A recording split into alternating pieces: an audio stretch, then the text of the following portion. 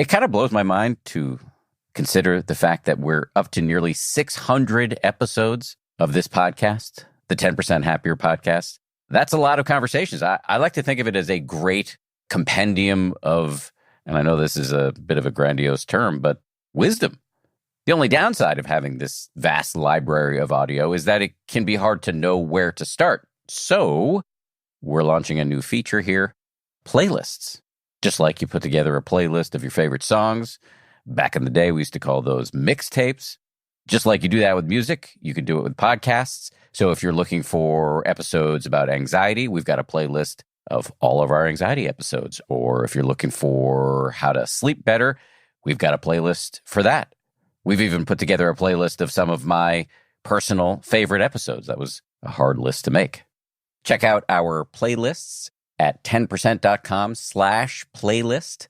That's 10%, all one word spelled out, .com/playlist, singular. Let us know what you think. We're always open to tweaking how we do things, and maybe there's a playlist we haven't thought of. Hit me up on Twitter or submit a comment through the website. Trying to grab all the groceries in one trip? Oof, not how you would have done that. You know sometimes less is more. Like when you drive less and save with the USAA annual mileage discount. USAA. Get a quote today. From ABC, this is the 10% Happier podcast. I'm Dan Harris. Today we're tackling a subject that has been one of my primary preoccupations for a long, long time. I write about it at length in my book. It's been one of the central themes.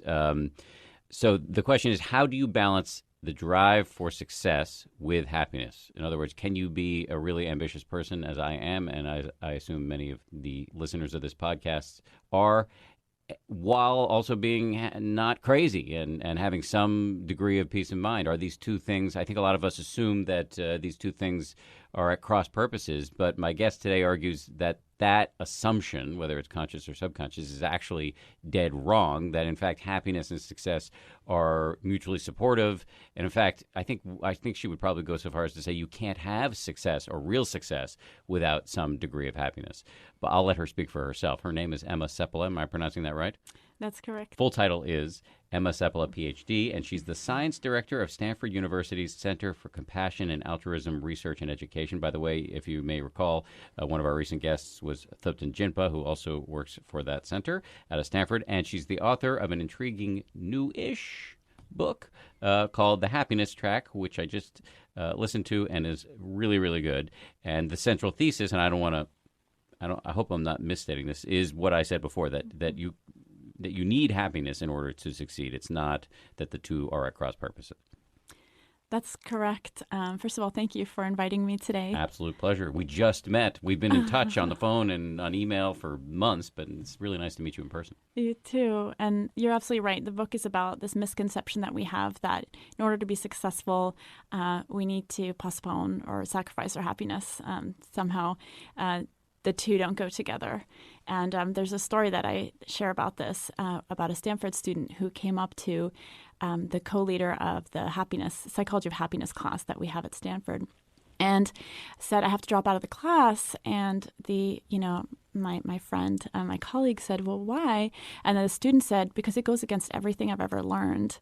And then when she said, what do you mean? The student said, well, my parents told me that in order to be successful, I have to work very hard. And when I asked, how do I know if I'm working hard enough? They said, when you're suffering. And so there's this misconception, and you see it, and I saw it so much in Silicon Valley, just looking around. There's so much exciting stuff happening, and yet people are burning themselves into the ground, whether it's at Stanford or at Yale. The students I was working with, on the one hand, they were brilliant, doing amazing things. On the other hand, there was pain there. It's a pain point. And I just spoke at Google the other day, and really saw, remembered why I wrote this book in the first place, because here are these incredible people doing amazing things, and yet there's this pain that you can see from the burnout. And across industries, we see 50% burnout. Doesn't matter what industry you're working for, that's the average. And we're also seeing that 70% of the U.S. workforce is disengaged. So that goes to show that there's a crisis going on, and what we're doing is not working.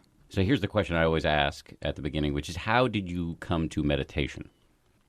Well, the first time was in college, and I was at Yale, and it was a pretty stressful place. And I was really shy, and I had a crush on this guy that I didn't know very well. But someone told me he goes to meditation. So I thought, okay, I'll give it a shot. So I went to this meditation class, which was very austere. It was 1 hour, stare at the floor. It was a Korean Zen. I was going to say Zen, yeah. Yeah, very intense for an 18-year-old. That's, and I came out of there thinking, I'm never going to do this again.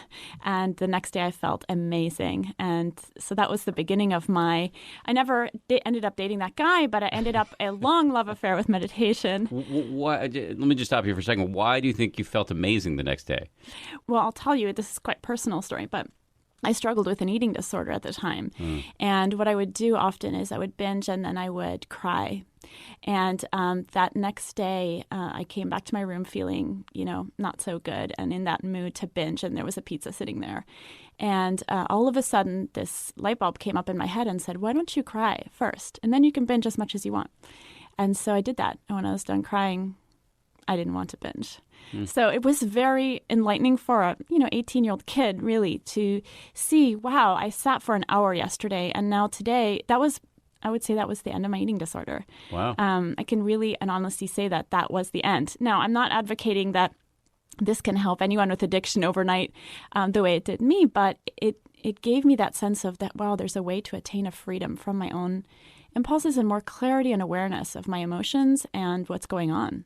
Yep. So, People ask me all the time, because I often tell my story in a truncated form. People ask me, so you use meditation to stop doing drugs? And the answer is no, I didn't. I think that meditation is, and it's right there in AA, they recommend prayer and meditation. I think meditation is extremely useful, but it should be one of many things when you're fighting addiction. Yes. I think it should be just one of many things when you're striving to be a happier person. It's not a panacea. Anyway, that was my long interruption of your otherwise extremely compelling story. So keep going. What happened next? So what happened next was I went to China for 2 years after college and did all sorts of random things. But while I was there, I also still continued to be the anxious teenager that I had been before. And I got to rent an apartment with this elderly Chinese gentleman who was by far the happiest person I had ever met in my life. And he had been through the Cultural Revolution as a professor. He'd been sent into the fields where there was starvation. He'd lost his wife in the process. He had had a hard life. There was no doubt.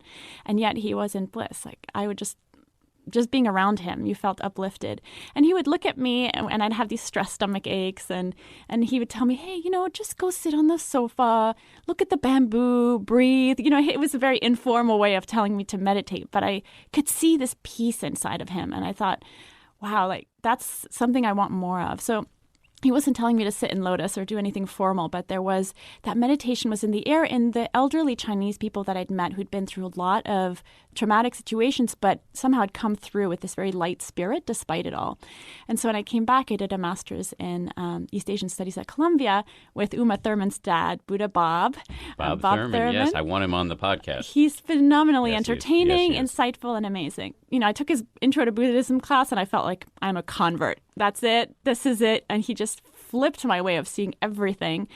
And yet, as I was preparing to even go and maybe do a Ph.D. in religion with him, one day one of the students in the class said something to him, said, Bob, you talk about compassion, but sometimes you can be a little stern with people, or you talk about no ego, but do you live that? And Bob was incredible in his reply. He said, you know what? I don't have time to practice. And that changed my life because I realized I'm not going to go and do a PhD in religion. I'm not going to argue about Tibetan translations of this or that text. This is not an intellectual exercise. I have to practice. And that's when I went all over New York to every meditation teacher I could find, yogic tradition, Hindu tradition, Buddhist tradition, Tibetan tradition, whatever you name it, and tried to find what worked for me. And that was the beginning of my realization that this is something I have to experience and live, not just something that is going to be an intellectual exercise. So between the moment with the pizza and the crying and the moment where Buddha Bob admitted that he didn't have time to practice, were you practicing, or was it for that whole period of time an intellectual pursuit? I had never had an instructor, really, so it was very informal. In China, I tried to practice, but I never had any, so it was here and there. And it was yoga. And I'd been doing a lot of yoga in New York, but I realized that yoga is great, but it only takes you so far in terms of that peace that I was looking for, that insight that I was looking for. So you went around, you did a little taste test at the Contemplative Cafeteria here in New York City, and where did you land? Well, one place where I learned a practice that really helped me was through the Art of Living workshop. But it was started by an Indian guru called Sri Sri Ravi Shankar. And so here I was in this workshop, and I was thinking, gosh, I really want, to learn from a Tibetan master. I'd been told the Tibetan masters. I was persuaded that was the way to go. And I did that more Hindu, more yoga-based breathing practice, meditation practice. And I realized it really worked for me. So I always tell people to, find the shoe that fits, because I had struggled with mindfulness. I found it really hard. I found it very for me, it raised a lot of anxiety. And maybe because I already had an anxious temperament, it really helped to take a different approach that worked better for me, the breathing. So can you just describe for me in the most basic terms, what is that practice, the Sri Sri Ravi Shankar? Yeah, the practice that's taught through his workshop, it's also called the Happiness. I think it's called the Happiness Program through the Art of Living Foundation. They teach a combination of pranayama, which are basic yogic breathing exercises, with something called Sudarshan Kriya, which is a Sanskrit term, which is like rhythmic breathing for a certain period of time. And then you get a home practice that's about 20 minutes. And when I did that, I finally felt like I can really meditate now. My mind was. What do you do for those 20 minutes? Just do different breathing exercises. Like what? Breathing in different rhythms. It's hard for me to explain. So first with pranayama. Pranayama you might have done in a yoga class. I've taken a few yoga classes. So one example is of a pranayama you might do in a yoga class is called Ujjayi breath, which is, in fact, I can do it right here into the microphone so people can hear. It goes like this. Kind of like that. Mm-hmm. So you'll notice if you take a yoga class, they might ask you to breathe like that. So on the movement you do, you kind of time it to the movement. Yeah, so that's one of the exercises. And then there's a bunch of different ones that you do in a row. And then the Sudarshan Kriya is breathing in different rhythms. So, like a fast rhythm and a medium rhythm. And it's guided when you do it. And so, but your practice now is 20 minutes a day of that? Well, I do that, but I meditate twice a day as well. But what I was saying was that I only was able to meditate after being able to calm myself with that practice. Gotcha. So it's kind of an intro to, for me, it was a way to settle everything so that I could actually meditate. So when you say I meditate too, what do you mean by that? I have a mantra meditation that I do twice a day for 20 minutes. And is that also a Hindu meditation? Yeah, it's not TM, but it's also through Sri Sri Ravi Shankar's teachings. So you're doing 2 20-minute mantra-based meditations a day, and then also 20 minutes. And then also doing the 20-minute breathing. So that's 60 minutes a day. I try to do 12 sun salutations a day, too. That's about all I can fit in with a baby. So we both have 1-year-olds. Yeah, exactly the same age, in fact. Yeah, December 9th. Oh, wow. So I know. there's like a 6-day difference. I know. I think my son is 6 days younger than your son. What's your son's name? Michael Andrew. Mine is Alexander. Because Alexander is like a terrible person and I'm kidding, but he's like really testing his parents and look. His latest move is this: he'll walk out in the morning and put his hand on the electrical sockets and look around for people to freak out. And then if you don't freak out enough for him to be pleased, he will put his mouth on the electric sockets. And I look at this and I say, "That's me." Like, that is the type of person I am. I like to piss people off, and my son is a karmic torpedo headed at my cabeza. Anyway, I digress again, but I wonder, when you have a 1-year-old at home, how do you carve out 60 minutes a day by my math of meditation, breathing, and then 12 sun salutations on top of it all? Well, I'm lucky. First thing in the morning, my husband takes the baby, so I have that 40-45 minutes of time to quickly do what I need to do before I take over. The next 20 minutes I'll sometimes have to do right before sleep, or I'll do it in the evening when my husband comes home. I've noticed that when I do it, I'm just a better mom, I'm a better person, I'm a happier person, I'm a calmer person. I mean, you know how it is when you meditate. One of your pieces of advice for being a happier parent is actually to be selfish. And that sounds a little bit like what you were just saying. Yeah, I think, the impulse is to just take care of this little being. That's our priority in life. We have to. And yet, if it comes so much that it's a cost to yourself, it actually removes from your ability to take care of them to the best of your ability. So that's why it's important, for example, to carve out that time to meditate so that I can be there for him. And this morning even, I was meditating and I was feeling so much longing and yearning to hold him. And it just made me all that much more loving when I actually went to the kitchen and finally got to hold him. But Does he let you hold him? Mine squirms away or smacks me. He's my biggest fan right now, which is great for my self-esteem. Oh, that's awesome. But I've been traveling a lot for the book, and I think that makes him even more wanting to have me around. So we are really close right now. I'm just going to enjoy it while it lasts because I don't know how long it will last. So how would that translate to other parents? Yes. What would be the move in terms of being wisely selfish? Yeah. I would just say do whatever it is that helps you be your best person, that helps you feel good and be happy. Because whether that's, going to play basketball with your friends, or whether that's taking some time out to take a bubble bath, or whatever it is, go to the movies or get your nails done. I mean, whatever rocks your boat and that puts you into a frame of mind and a state of mind where you can be your best self, do that. We all have 5 minutes here or there. How are you using the 5 minutes before bed? Let's say you put your baby in bed and then you have a little bit of time. What are you choosing to do?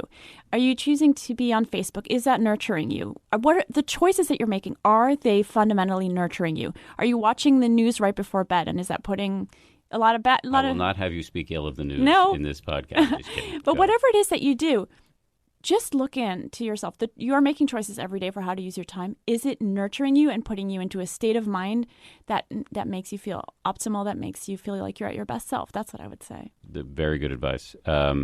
Is your baby sleeping? Because the last time I spoke to you, your kid was not sleeping at all.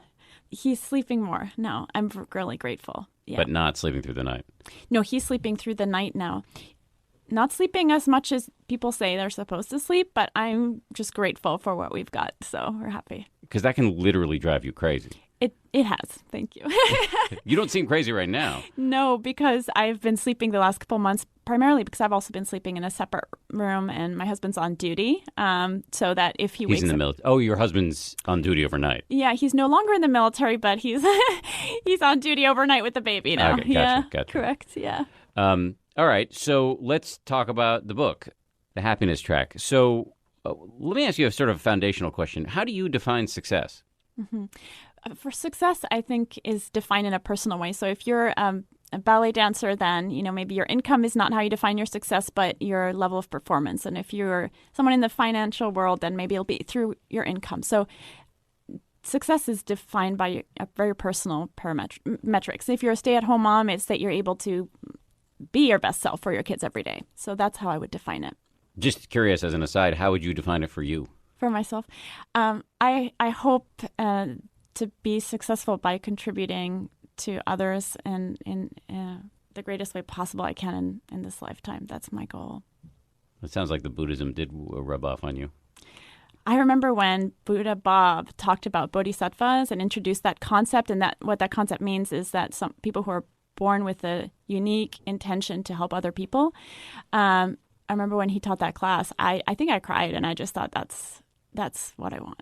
So, is that when you cried, were you thinking, oh, that's describing my internal inclination, or were you crying thinking I would love to have that aspiration? No, I was crying thinking that's so beautiful, and that's what I want. That's what I want to do. That's what I want to be.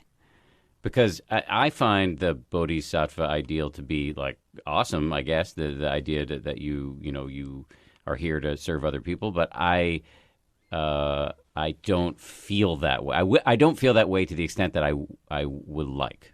Mm-hmm. Do you struggle with that? Or I you don't, seem but maybe I don't you're think a little it bit matters, honestly. You don't? Because you're already contributing, like what you're doing right now, what you've been doing in your writing, everything that you're doing is uplifting other people. So it doesn't matter whether you feel like you're doing it or not because you're doing it.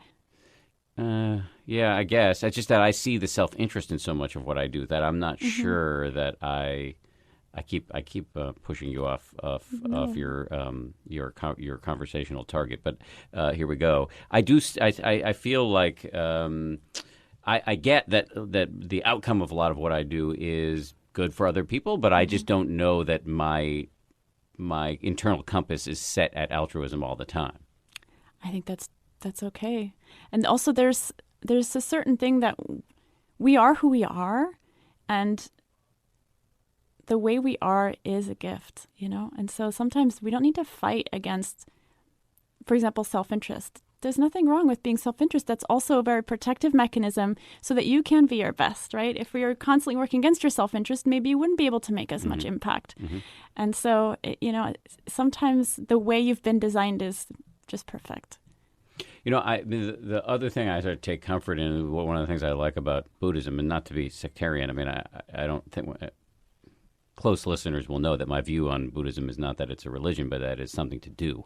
It's a training, a series of like sort of mental exercise for the brain and the mind. And if you want to be gooey about it, you could also say the heart. I think that you can, over time, train yourself to boost your inclination toward altruism. Yes. And generosity, compassion, all of those things. I think that's what's sort of incredibly exciting about Buddhism. That's absolutely what the research suggests, too. Right. I mean, that's been one of your areas of focus. Yeah, absolutely. So people have done compassion training.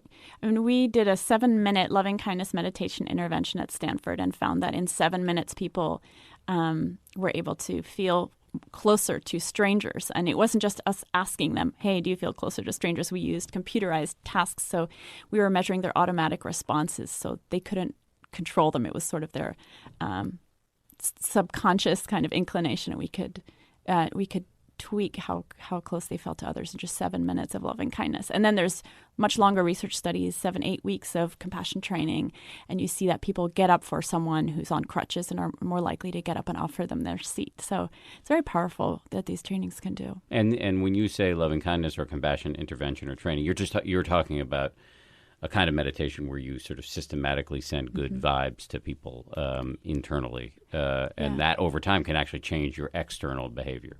Absolutely right. Yep. It's pretty cool. I mean, I've been open about this. I mean, it's a little gooey and syrupy and saccharine at first, especially for somebody like me.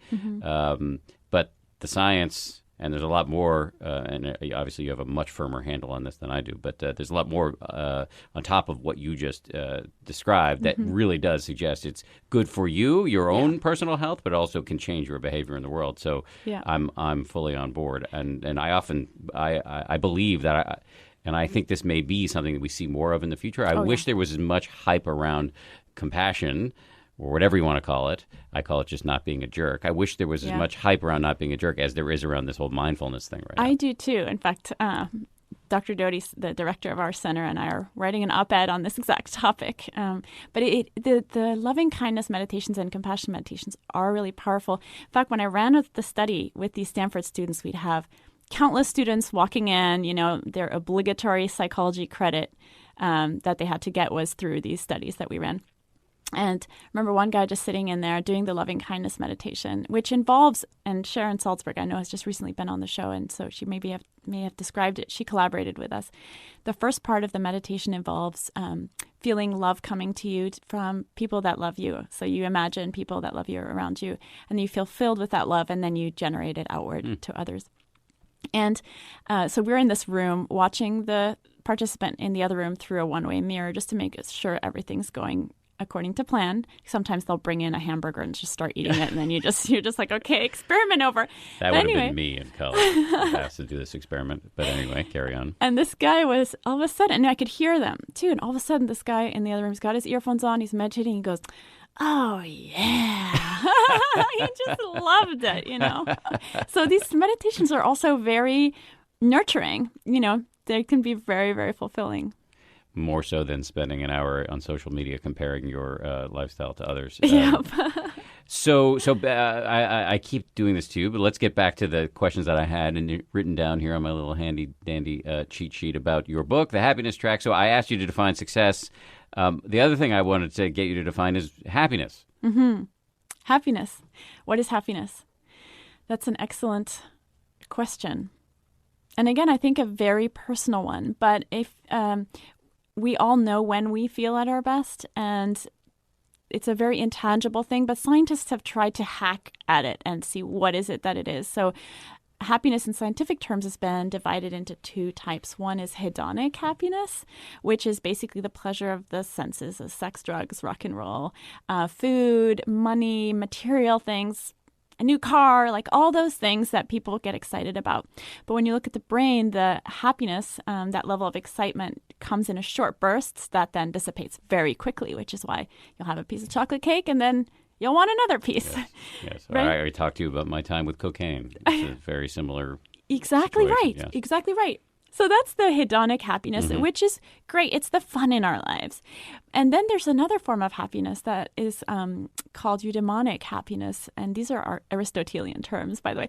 But then the eudaimonic happiness is that happiness derived from a sense of purpose, of service, something greater than yourself. For some people, that takes the form of spirituality, religion, anything that brings you beyond the self, and that may involve relationships. So we also see, if we look at research on happiness, the greatest predictor of happiness is positive social relationships with other people and altruism. So when you look at people's, the inflammation levels in people's bodies, depending on what type of happiness they prioritize in their life, people with hedonic happiness only, who prioritize that, who are more focused on the pleasurable aspects of life, actually have as high inflammation levels as people in very high stress situations.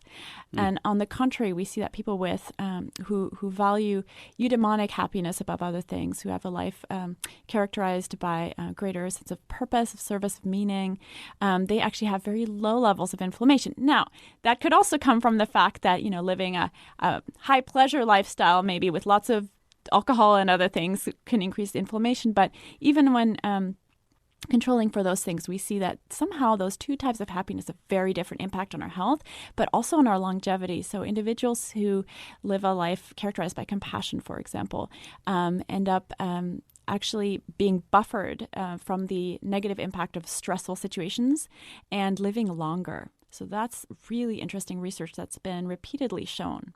There it is, the self-interested case for not being a jerk, right there. Exactly. Right there. See, you can be self-interested and compassionate at the same time. In fact, I would argue, and this is from personal experience and from the research, that altruism and compassion are some of the greatest secrets to happiness, and the best kept secrets to happiness, because I don't think everybody really understands it profoundly. And so it is, in a sense, both self-interested and other-interested. But there's one interesting study that shows that if you do altruistic acts with a selfish intent, you don't actually reap the benefits psychologically and health-wise. So that's interesting. If you donate in order to get your name on a plaque, it may not benefit you as much. Interesting. Yeah, really interesting. So, but what about compassion, generosity? I use sort of compassion as a blanket term for, not being a jerk in lots of ways. Generosity, empathy, compassion, taking joy in other people's achievements, et cetera, as a whole bucket of kind of good stuff. Is all of that a hindrance in a competitive world, especially in the professional sphere? Well, research suggests no. Assuming you don't let yourself be taken advantage of or be a doormat, if you are a kinder person, if you're a very collegial person, someone who goes out of their way to help other people, you will actually generate much greater loyalty. People will like you more. They will be more willing to help you. If you're a leader, you'll, like I said, have more loyalty, less turnover. But if you're a colleague too, people are much more likely to help you in the future. So one of the examples I give is, some of us have had the good fortune of having a mentor at some point in our life who has gone out of their way to help us with no interest to them. And maybe you can call someone like that to mind. Yeah. So if you think back to that person, if they called you today and said, hey, I have a favor to ask you, wouldn't you just drop everything to help them? Yeah. Yeah, that's how it is. So that's what it is. So when you're the kind of person who is there for other people, who's compassionate, who's empathic, who's helpful, you're actually going to do better than that person who elbows everyone out of the way and, thinks only about themselves. And if you, Adam Grant's made a great case for this in his book, Give and Take, which is one of my favorite books of all time. Yep. And again, this does assume that you have the skill not to let yourself be taken advantage of, I'm not saying that, but kindness is really the way to go. All right. And in fact, there's an example. If you want me to give a longer example about that. Yes. The floor is yours. Well, I write about this in my book, The Happiness Track. I interviewed an investment banker. I think he was managing director. And when he got there, he was really surprised because everyone else at his level, they wouldn't even say hello to him in the hall. It was such a dog-eat-dog, such a crushing atmosphere. People were trying to steal each other's clients, take credit for each other's work. That was the atmosphere that was encouraged. And it was terrible. I remember when he first took the job and he was like, I can't believe this place. But he's not that kind of guy. He's from the Midwest, and he's he's just a really friendly person who doesn't treat people badly. And he'd look around and see his colleagues really abusing the younger staff, the associates and so forth, the vice presidents that were working for them. And they'd make them come in on Sunday night and work all the way through Monday morning for something that wasn't even due Monday morning, and then make them stay through that day as well. So he just thought that was really wrong. And so he knew that he couldn't do anything about the atmosphere there, but he could definitely decide how he was going to treat the people working for him. So that's what he did. And he ended up treating them really well. And in fact, bringing them into client meetings, helping them do stuff they would never do otherwise, giving them responsibility to present to the clients, because that's just the way he was. That's just the way he is. And soon he started winning some of the biggest deals that firm had. His colleagues started coming to him and saying, what are you doing? And also the other thing is that all of the younger staff, they could bid on who they would work with. So usually they would just bid on the person who was most likely to be the biggest winner, because they were going to be treated badly no matter who they went to. Now everybody wanted to work with him. And so the other MDs would come up to him and say, what are you doing? But you said at the beginning that when he got there, the other people at his level, I was assuming managing directors, MDs, wouldn't talk to each other because they were too busy like stealing each other's clients and taking credit for each other's work. What did he do when others did that to him? Did he not retaliate? No, he didn't retaliate. But I think he just didn't. There was nothing he could do. No one was even talking to him. But what he could do is he created his own culture with the people that work for him, and he ended up being more successful than anyone in that firm, which was really interesting. But the proposition of sort of a compassionate stance, a giving stance in the professional sphere is not that you should allow somebody, if one of his fellow MDs had trespassed against him in some way. Yeah. What's the move if you're, trying not to be a jerk in that position? How do you not be a doormat? What do you do? Well, that's also where self-compassion and self-respect comes into play. So being compassionate in no way means that you don't have that same amount of respect and compassion for yourself. So I would say if that kind of thing happens, you have to do something about it. There's no doubt about it. But that didn't happen to him. Academy is a new scripted podcast that follows Ava Richards, a brilliant scholarship student attending Bishop Gray Academy, the country's most exclusive boarding school. Academy takes you into the world of a cutthroat private school where power, money, and sex collide in a game of life and death. Binge all 10 episodes of Academy early and ad-free on Wondery Plus. Let's get back to your book. One of the things I think is interesting is you sort of lay out the myths of success. The things that we believe that we need in order to be successful that are actually wrong. Can you talk about some of these? Well, one of the misconceptions that we have is that we can't have success without stress. So we'll see, and this is what we see all around us. People are over-caffeinating, waiting till the last minute to get things done, over-scheduling themselves, and there's this sense that the only way that I can be productive is if I fuel my life with this hardcore adrenaline. And I think that's one of the reasons that we're seeing a high level of burnout, because what we're actually doing is we're burning through our energy really, really fast. And that's why when you come home at the end of the day, people are completely exhausted and wiped out from sitting at their desk all day. It doesn't make any sense. And yet it does make sense, because if you're constantly tapped into your fight or flight response, into that adrenaline-filled stress, high stress response, then you actually are taxing so many different parts of your body. You're taxing your immune system. You're taxing your attention and memory. You're taxing your entire body is mobilized to fight, but it can't do that on a chronic, permanent basis.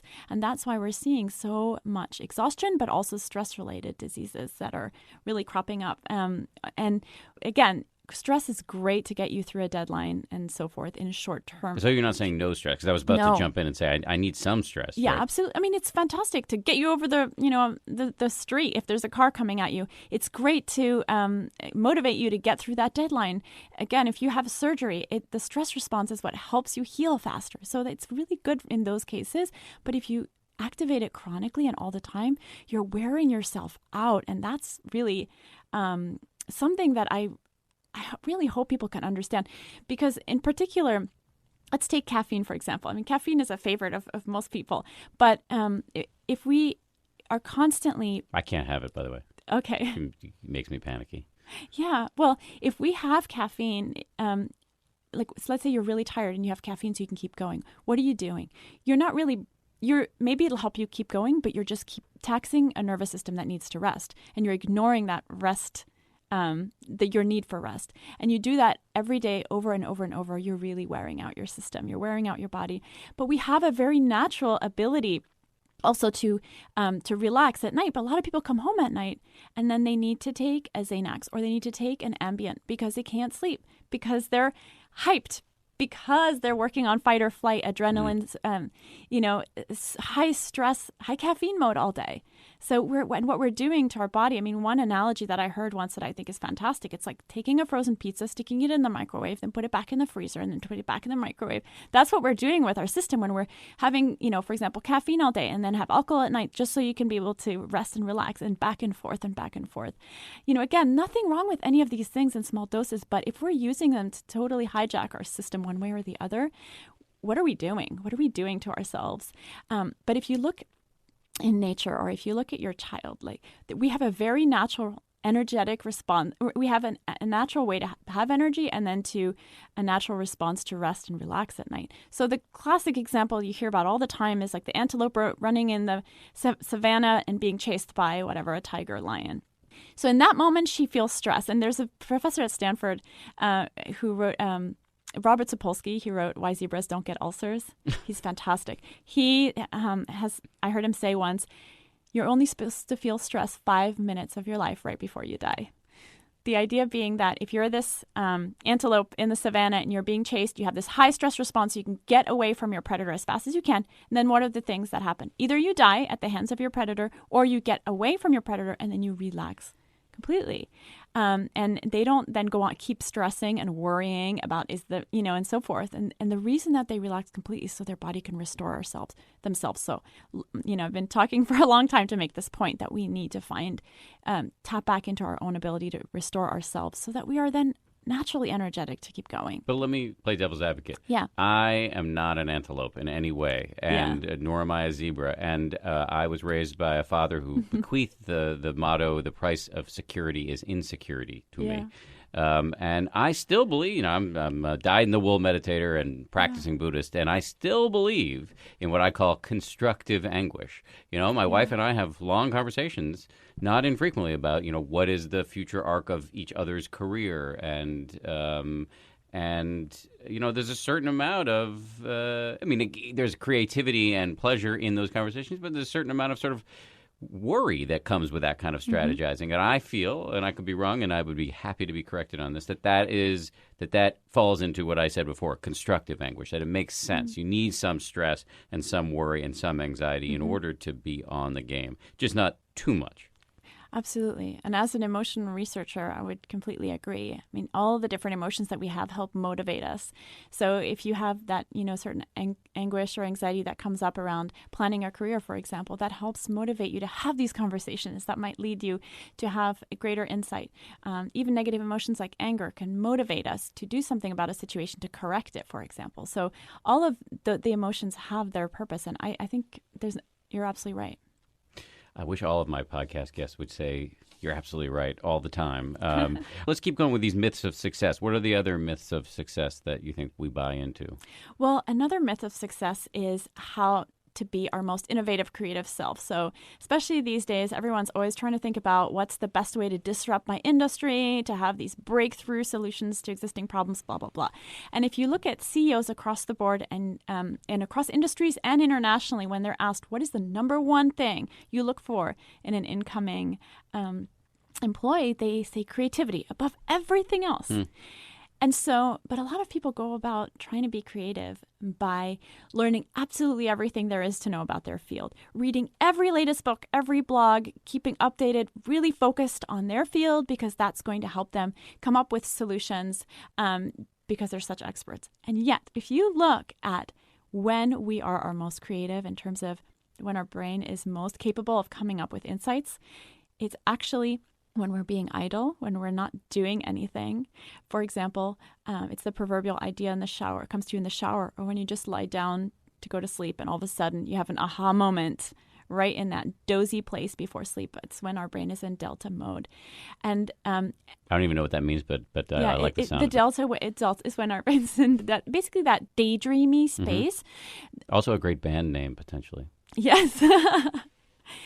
But if you think about it, these days, we could go an entire day without daydreaming. In the past, maybe you'd stand and wait for the bus and you'd have nothing to do but space out, let your mind wander. Or you'd be standing in line at the grocery store and doing the same thing.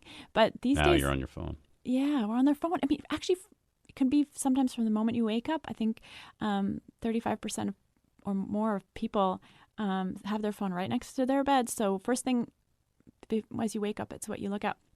You could go an entire day without ever accessing that space that you used to go to a lot as a child. So children are some of the most creative individuals in our society because they spend a lot of time in that place. They create castles in the sky. They turn, a bunch of cushions into a fort. They are in a place of inventive genius, actually. You think my son's in delta mode when he puts his mouth on the lid? I don't know what he's imagining that is, but it could be. The pain of his parents. Yeah, and I mean, the other thing that we get, other insights from this is also, I've interviewed some really creative individuals for the chapter that I wrote on creativity in the happiness track, and another thing that comes up a lot is diversification. So these are people who read completely outside their field or do things that are completely different from what they would usually do. And that helps them to actually see the forest rather than being stuck in the trees. It helps them build patterns. I'm actually writing an article right now for Harvard Business Review and interviewing some, again, incredibly creative leaders. And they are telling me the same thing, that they go and they get involved and learn about things that are completely different from what they're doing, the problem they're working on, and they find the solutions elsewhere. And we're seeing that again and again, even in the research. There's a platform called Innocentive that asks, so big companies like NASA will put a problem down. They'll be like, we want to build an engine that does this and this with this kind of fuel. And a study that was conducted on that platform saw that the people who are most likely to come up with solutions to the problems are not people that are directly in that field. Let's say it's a biochemistry problem.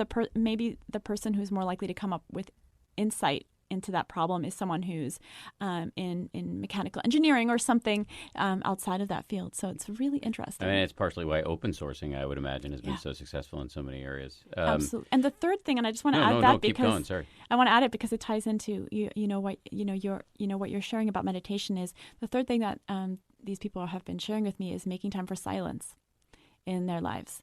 So the two people I interviewed for that chapter in particular, one of them is Myron Scholes, who's a Nobel Prize winner in economics, a longtime meditator.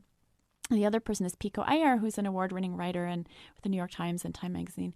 Myron meditates, and Pico takes retreats, silent retreats. And he says, I'm a current events journalist, and I take time completely away from everything. He also says, when I come back, really nothing much has changed. But he has a lot greater insight, and his TED Talk, his writings are very profound, and they come from a different place because he says, I've taken a break from the Times Square of my head. So let me just get back to something you said at the beginning. So the myth we're talking about here is the idea that we think we need to be on all the time in order to succeed. But you're actually saying that if we allow ourselves to do nothing, either in silence or daydreaming, we will be more creative and innovative. Correct. And you were talking about, back to my favorite term, the delta mode, this idea that ideas come to us in the shower or right before we're going to sleep. But I thought the deal was that in order for that idea to come to you in the shower or as you're falling asleep, you need to do a reasonable amount of work. Yes.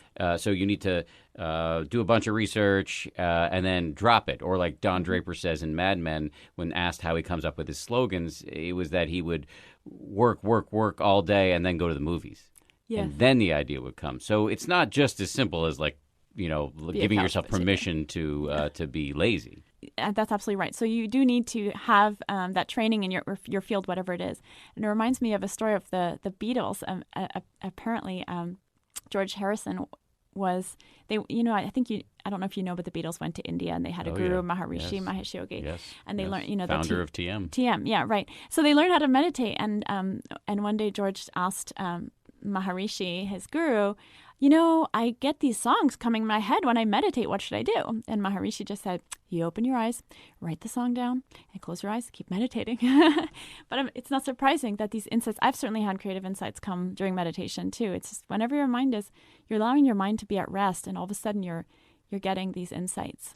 I when I go on long retreats, I am filled with ideas. I'm constantly having to write things down on tiny scraps of paper that I find near the kitchen or whatever when I'm on retreat.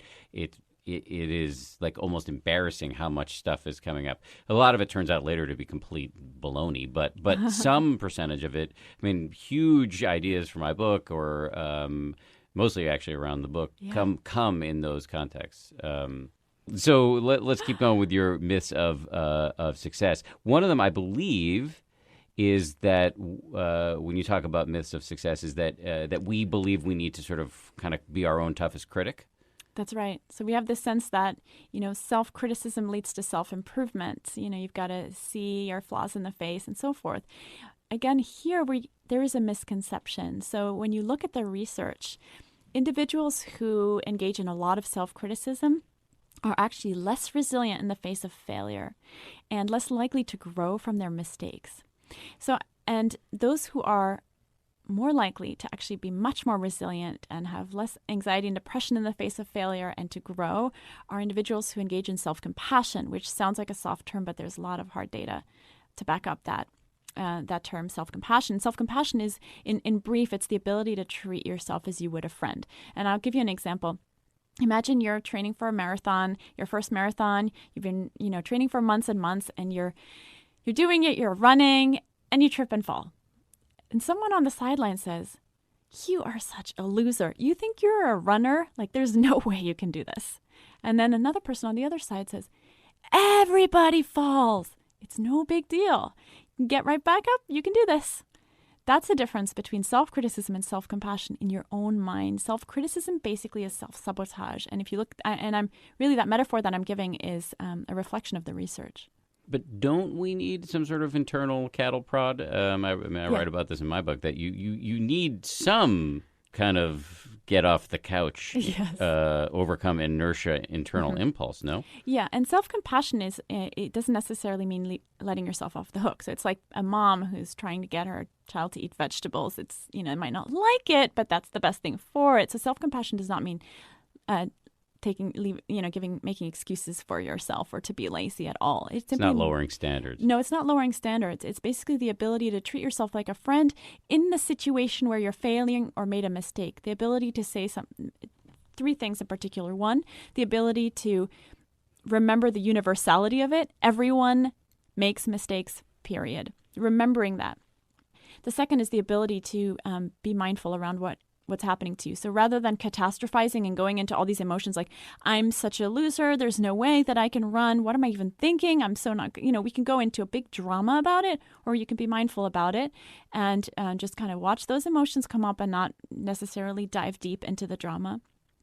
And the third is the ability to treat yourself like a friend. So to be able to say the things to yourself that you would to someone very close to you to whom this has happened. Right. It doesn't mean the way you treat a real friend is you tell them the truth, but you don't have to lacerate them. Exactly. So I think we've worked through 3 of your myths of success. What have I missed?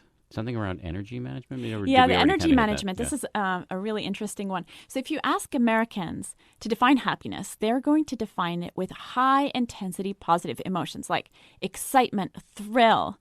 And that's why you'll hear people say, I'm so excited this is going to happen. And those are the words we use. If you ask East Asian cultures, Korea, Japan, China, to define happiness, what do you think they use? Well, I know the answer, A, because I read your book, and B, because I'm steeped in this stuff, but it's going to be contentment, calm, peace. Exactly. Yes. Low intensity, positive. Mm-hmm. So all are positive, but there's this difference in intensity. Now, there's nothing wrong with the American view. I mean, we love to have fun. We love excitement. That's part of what we like. The trap we fall into, though, is that we believe that we have to live in a high intensity mode all the time. So whether it is the fact that we embrace this high adrenaline lifestyle, which I described earlier, is extremely taxing on our body, or even in our leisure time that we embrace this high intensity at all times, the body registers both as a stress response. The body registers both as something that's actually quite taxing. So what I recommend is energy management. People are always talking about time management. There's only so many time management apps and to-do list apps you can get and that are going to really help you. There's not much you can do about that, but your energy is something you can do a lot more about. So here's some just simple take-home points that people can do. For one, distribute your day along high intensity versus low intensity activities. For example, you have to prepare a presentation that's going to require a lot of concentration. Do that in that first hour. And then the second hour, do something that's less intense, like rearranging your desk, entering data, filing things, whatever it is. And then alternating like that throughout the day can really help you. That's good. Manage your energy so that you have a little bit of rest. Those, that entering data type of activity doesn't require as much energy. It allows you to recuperate and it allows you to tap back into your creative energy because, as we mentioned earlier, part of your brain can be in that relaxation mode. So there are a lot of benefits to doing this. And the other thing is to remember you don't need to be in high intensity mode all the time. So let's say next thing you're going to do is tackle your email. Well, that might not be the best time for you to over-caffeinate yourself and get all jazzed up. You can do this and relax and try to make this a calm moment for yourself so that you can manage your energy. So I would say valuing calm more and engaging in calming activities to balance out all of the high energy activities we do and also to help us manage the energy. So at the end of the day, you're not completely worn out. You had some really good stuff in the book about email management. Can you talk to me a little bit about that? I find that as I was listening to you speak about high intensity versus low intensity, managing that during the day, I realized that I do a terrible job of that. And also that, pruning my inbox and getting it down to zero and just ramming through all that stuff is actually a source of constant stress for me. Absolutely. And research shows that when we open our inbox, start working on it, our stress response is activated. And the other thing with email that's really interesting is that you're getting all this different kind of messages thrown at you. So in the past, we would have gone through our day with maybe a couple of intense experiences. Like maybe you get in a spat with your spouse in the morning, and then you have some kind of uncomfortable interaction with a colleague, and maybe you're stuck in traffic in the evening. So you have a couple of disagreeable, unpleasant experiences. Now you can open your inbox, and within the span of 30 minutes, you can go through 25 emails that all elicit different emotions. Yeah. It's like a bee in a jar. It's like, one email says you're getting a promotion, the other you're in a creative difference with a partner, and the third is, whatever. And then the third is your girlfriend's wife. baking up with you. Exactly. So it's unbelievable the roller coaster of emotions that the inbox can do to us. And then think about it. If we have our smartphones and we're checking email all day long, you could be, finally you're home. Finally you're with your child or with your spouse. Finally you get those few precious moments to be with your family, but you check your phone, you get this unpleasant email from your work or wherever, and all of a sudden the whole moment is ruined. So we need to really establish boundaries, and I don't think we figured out how to do that yet, but it's really important for us to notice what's impacting the state of our mind and what choices are we making that are impacting the state of our mind in this, in our daily activities and our interactions with technology. So what do you do? Do you at night not check email? My husband and I actually decided to stop checking email at 7 p.m., which we did consistently for a while, and it was actually really great because it really allowed us to honor that time together. It sounds like it ended, though.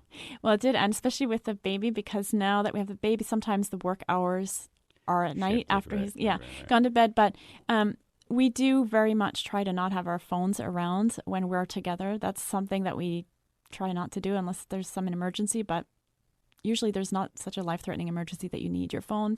So I'll often leave it at home even. On the weekends is really precious time where we actually try to not have our computers on if possible. Another area where I'm terrible. The other thing is, you're seeing a lot of kids really interested in just being on their screen rather than being with their external world. And for kids, especially, the world is a place of wonder. It always has been for all of the generations prior. And now by limiting them to this screen because we're doing it, and so they're feeling very, very compelled by the screen because they see their parents are so enamored with it that maybe we're creating a little bit of imbalance. Again, this is personal opinion, not research based, but we're striving to model something more balanced for our son, who will inevitably be on a screen, because that's just how things are going to be. But we're trying to model a balance. But my kid's been doing this thing lately where he picks up anything that's like got a cord, like a headphone or even just a cord for the lamp, and he says hello into it. And you realize it's because I use headphones when I'm talking on the phone. And I'm always on the phone or, taking meetings around the house, and he sees me doing that. So, like, he'll just pick up, shoestrings and say hello into it. That's cute. It's cute, but it's kind of sad at the same time. Yeah. Well, you've been a great guest. Well, it's been a pleasure to be here. Thank you so much for these awesome questions. Just a totally random question. Do you have a slight accent? I do. I'm from France. I was born and raised in France. My mom is originally from Germany and then grew up in France. Where do you grow up in France? In Paris. Yeah, because you've got that accent down to like just a taste. I don't really hear much of a French accent. Well, my dad is British American, so I was raised in English, French, and German, and then I moved to the U.S. to attend college when I was 17. And then I've been here except for 2 years in China since. So you speak English, French, German, and Mandarin? Mandarin and Spanish are conversant, but the other three, I was really fortunate. I'm trilingual because of how my parents raised me. Yeah. Wow. But I guess I have an accent in each one. Hey, that's your inner critic. Well, such a pleasure having you on. I really appreciate it. Thank you so much, Dan. Really appreciate it. It's been a pleasure.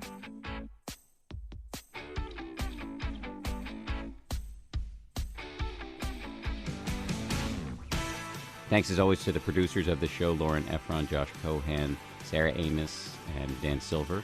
You can hit me on Twitter at Dan B. Harris anytime you like. If you liked the episode today and you want to hear more like it, you can subscribe to the podcast, rate it, and leave a review. Thank you for that, and we'll talk to you next week.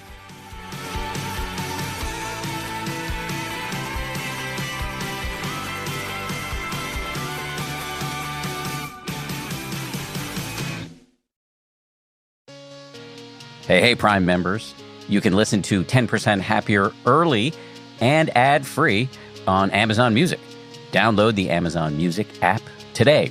Or you can listen early and ad-free with Wondery Plus in Apple Podcasts. Before you go, do us a solid and tell us all about yourself by completing a short survey at Wondery.com/survey.